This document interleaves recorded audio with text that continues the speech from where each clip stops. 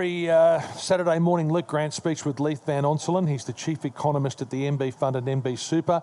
The Treasury of Common Sense is what it's called, and we've had a week where we've had some pretty stark numbers revealed from the ABS. I know Leith previewed this last week and he tracks these things very closely, but they're all there very starkly in front of us, all of these numbers in relation to the surge in population.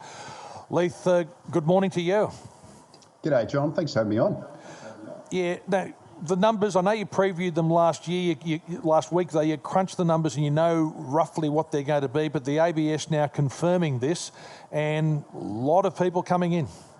Yeah, mate. Look, it's been an incredibly interesting week. So we've had, both Premier Chris Minns and Opposition Leader Mark Speakman come out this week basically pushing back against the federal government's huge immigration.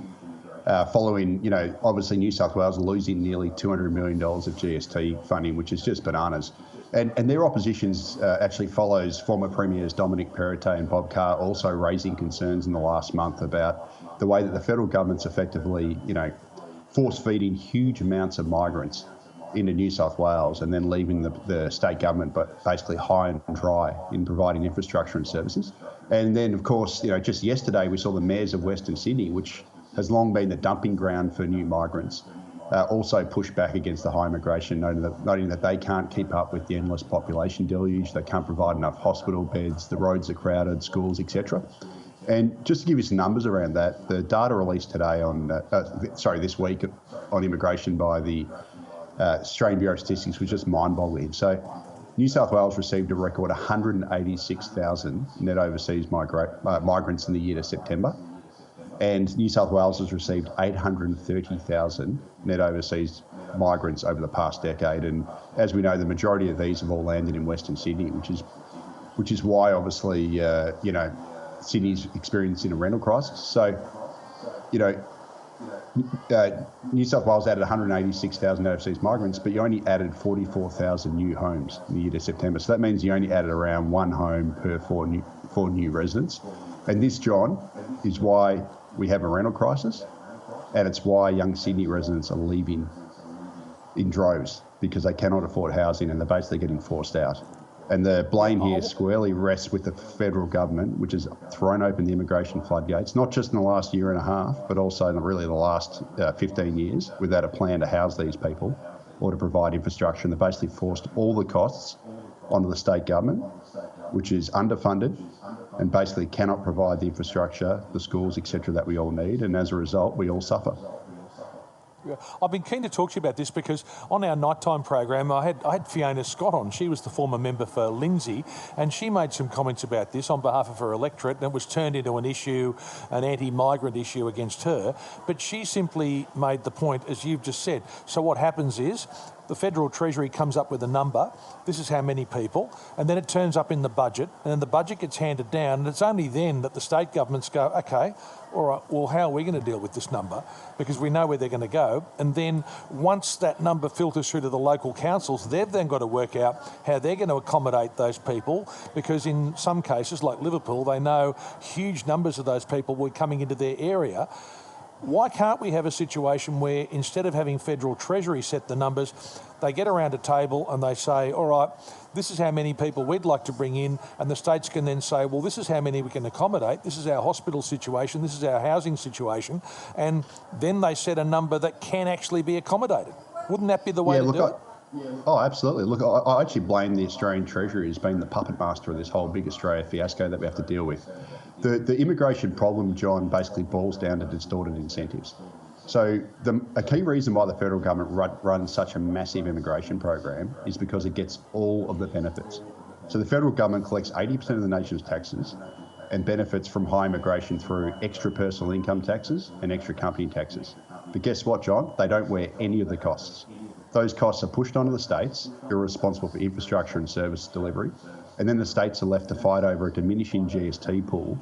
And the reason why I say it's diminishing is because the fastest areas of expenditure are actually excluded from GST, so for example, health and education. And as a result, the share of GST as a tax base actually shrinks relative to the economy, and that's what the states get. But the federal government gets the largest and fastest growing pool, which is the personal income taxes, because it grows the population, obviously grows the bracket rate, and that's why they keep force-feeding immigration in, because they get all the benefits. And then the states are left wearing the cost, fighting over a diminishing pool of revenue, and they can never provide enough infrastructure. And this is why the states then are forced into privatisations of everything. They end up, if you're a Sydney resident, at the turn of the century, you could drive around Sydney. There was only a few toll roads. Now you can't drive anywhere without Transurban stripping you of your money. And that's all because your population has grown by nearly 1.5 million this century, and you've had to build all these toll roads, which you wouldn't have needed if you hadn't grown so quickly.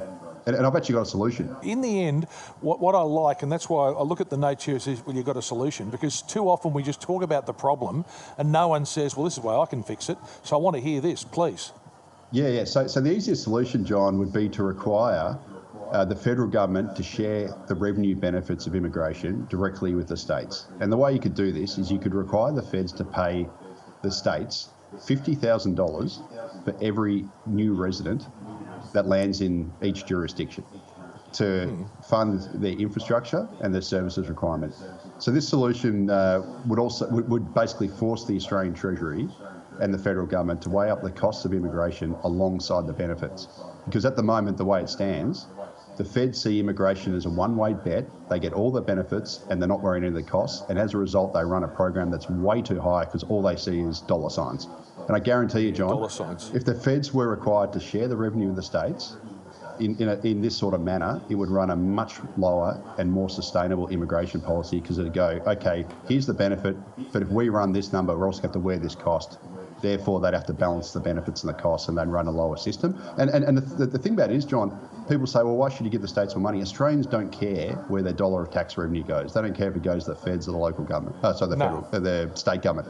What we care about is having good infrastructure, good services, and basically good quality, government provision that keeps up with population growth, ensures higher living standards. Because at the moment, the way it's set up, we're basically in a situation where we're continually crush-loaded. We don't get the infrastructure, we don't get the schools, we don't get the hospitals, and we end up having a situation where the state governments then force the costs onto us through toll roads, user pays, etc. And it's all because of this broken system of revenue collection and revenue distribution. Can I just, and again, this is why it's important because there's nuance in this whole argument. And one of the numbers I saw during the week, because you've crunched these numbers, it said that, and correct me, I'm being approximate here, the number said that back in the late 70s, the proportion of our population that was under the age of 17 was 30% roughly. And that was when we went into that boom period of the 80s and 90s, the transformation of the economy. Now it's closer to 20%. And we've got a record number of people over the age of 65. So like a lot of countries, our population's getting older. We've got a smaller proportion who are younger, who are going to be taxpayers. So that's got to be fixed as well. And in the short term, it can't be done through natural replacement. So that's where you need to focus immigration, but it's no good if you're just doing it on numbers and not working out how those people are going to be accommodated. Yeah, so basically what we need, we obviously need a much lower immigration system intake, one that's basically commensurate with our ability to build houses and infrastructure, but we also need a higher quality one, so one that's based on genuine skills, like not this, like we say we've got a skilled system, but we don't, because migrants get paid way less than the Australian-born population. We need to basically set the threshold so that if we bring in a skilled migrant, they get paid above average, and that way they pay above average tax, and we get more benefits from that. That also work in higher productivity industries because they're higher paying and obviously more skilled. And so that's basically what we need to do. We need to go to a more skilled system of lower numbers to take the pressure off housing infrastructure, but also to boost productivity and boost tax revenue. Because at the moment, it's all just a numbers game. They're just basically piling in as many as they can, again, because the federal government sees benefit and don't wear any of the costs. And so it's this whole distorted system that we've got and distorted incentives that creates this problem. And it's why, we continually see everything get increasingly crush-loaded, more traffic congestion, infrastructure never keeps up, the numbers are too high, the state governments don't have the money to fund any of this stuff, and we're just basically left in an immigration quagmire. But that issue of not having as many young people as we had in the past, that's going to be a massive problem, isn't it? As everyone gets older and we have younger people and income tax is hitting a smaller proportion of the population, that's not going to work either, is it? Yeah, it's true. But however, immigration doesn't solve that, right? So immigration can alleviate it in the short run. The problem is migrants grow old, right? So you know, all this massive immigration we brought in the last 15 years, all those people we brought in are going to grow old in 30 to 40 years. So we're going to have the same situation in 30 to 40 years where they grow old and then we've got the same problem, right? So it doesn't fix the problem. And also, in terms of tax, we should really do broad-based tax reform to shift the burden away from income earners, because at the moment, yes, you cannot have your tax system based around personal income taxpayers when you've got a diminishing pool of those, because they're just going to get taxed more and more. We need to shift the tax base towards resources, like taxing our resources properly, taxing consumption and taxing land. And if you shifted it away from productive effort like work, you could then you wouldn't have these sorts of problems. Of course, but no one's really talking about that, but that's self-evident when you have a look at it. Let me, at 21 minutes past 11, look at this other one, which I think you wanted to talk about, and we have discussed it briefly earlier in the program. We've got this potential gas shortage now in the winter of next year, because we've got a lot of gas, it's still in the ground, it's still offshore, and we've got bans everywhere, and we just haven't been prepared to exploit our gas resources. Yeah, so that's part of it, but it's not the main driver. So look, I'm not one of these guys who says, oh, we shouldn't exploit any more gas or do any more supply. I don't believe in that. I think we should. But however, that being said, the notion that East Coast Australia can have a shortage from gas is ludicrous, given that we export 70% of our gas, mostly to China, right? So we are effectively we're like the Saudi Arabia of gas, and yet we have a shortage, and it's gotten so absurd that we're seriously looking at building gas import terminals to supply New South Wales and Victoria with gas. So have you ever heard anything so stupid, John? So can you imagine Saudi Arabia? Yep. Can you imagine Saudi Arabia building oil import terminals and paying $2 a litre for their petrol when it exports most of its oil? Yet that is exactly what East Coast Australia is doing with gas. And all the policymakers need to do is copy their counterparts in Western Australia and reserve 15% of our export gas for domestic use. That would solve Australia's energy problems with a stroke of a pen. We'd have ample gas for domestic use. And the fact of the matter is, Australia's going to need more gas in the future, not less, as firming power to transition away from coal, because renewables, as good as they are, they're only good while the wind's blowing and the sun's shining, and you need that backup power, and the best form of backup power is gas, because it can be turned on instantly. Turned on and off. Yep. Yes, that's right. In 5 seconds. And the stupid thing is, you can't do that with any other form of energy.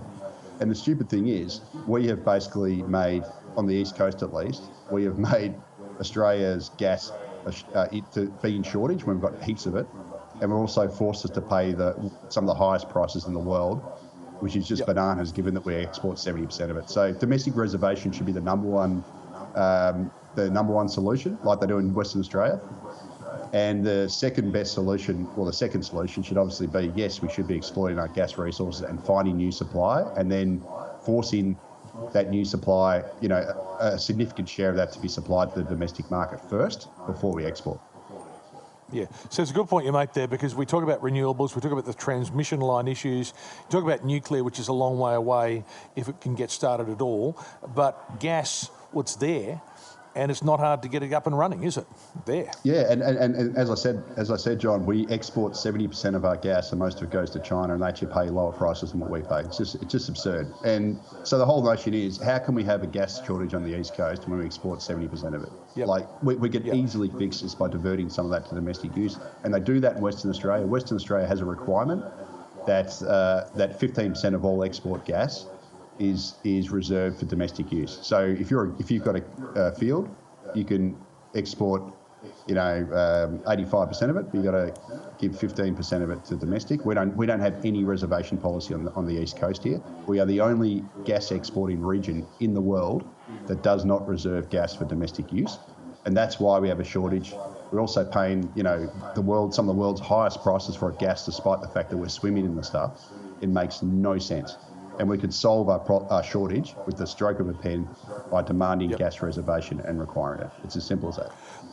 Leith Van Onselen, it's the Treasury of Common Sense. It's every Saturday morning here with Luke Grant. Luke's not here today, but just quickly before we finish up, Leith at 11:25. Paul raised this question: when people arrive as migrants and there's nowhere to live, do they go on the streets? So how's it working if we're getting these people? I know Liverpool, for instance, 100 a week going into Liverpool. I guess they stay with family and friends and people that they know. They're just adding to the number of people who are out there looking for homes. Yeah, well, so I mean, I don't have numbers on migrants on the streets or not, but there definitely has been a big rise in homelessness in general. So that might be some of them, but also obviously pre-existing residents. We've also had a big rise in the number of people that have been forced to live in group housing. So this whole notion that we had when COVID hit, everyone moved out of group housing in their own homes. That's fully reversed now, and we've got people basically being forced to live in group housing. Young people end up having to live with their parents for longer than they should, et cetera, et cetera. So that's kind of how we're dealing with it. But obviously, you can't pour 10 litres of water into a 5-litre bucket and expect it not to overflow. And that's effectively what we're doing. We're growing the population so much faster than the nation could ever hope to build houses and infrastructure.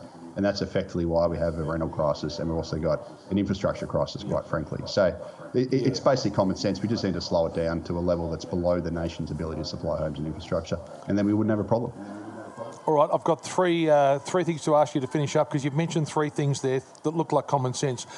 So federal government gives $50,000 for each migrant that goes into a state, say New South Wales, number one. Yep. Number two, try and broaden the tax base so that we can reduce the reliance on income taxes. That's obvious common sense. And the gas reservation policy, number three, that deals with the gas issue. All of those pretty straightforward. Bit of political courage, all could be done. Are you holding your breath on any of them? Not really, mate. I mean, look, I've got so little faith in our political leaders that unfortunately, these are very simple solutions to these problems, which could be done with a stroke of the pen. Instead, they gaslight us. They try and say the housing issue is a supply issue. They try to say the gas issue, the energy issue is a supply issue. Really, especially the energy thing. We actually have a perfect controlled experiment in Australia where Western Australia is doing one thing. They've got very low gas and electricity prices. On the East Coast, we do the opposite. We've got high gas and electricity prices. Yep. Just copied to Western Australia. Simple as that. Right. None of this is rocket science. It's common sense. Yep, okay, it's right, common sense, but as you say, you haven't got much faith. Thank you so much for your time again this morning, and you'll be back with Luke next week, and of course we hear you through the week. I know you comment on these issues right across the network. Thank you so much, Leith. It's out, the sun's out, we are a great country. I guess you're seeing the best of the country here, I reckon, at the Royal Easter Show, as people are here with their families and enjoying it, but we do need to tackle some of these issues, don't we? We do have to talk about them. Thanks, John. Speak to you next Good time. on you, mate. Thank you very much. Thank you. 1318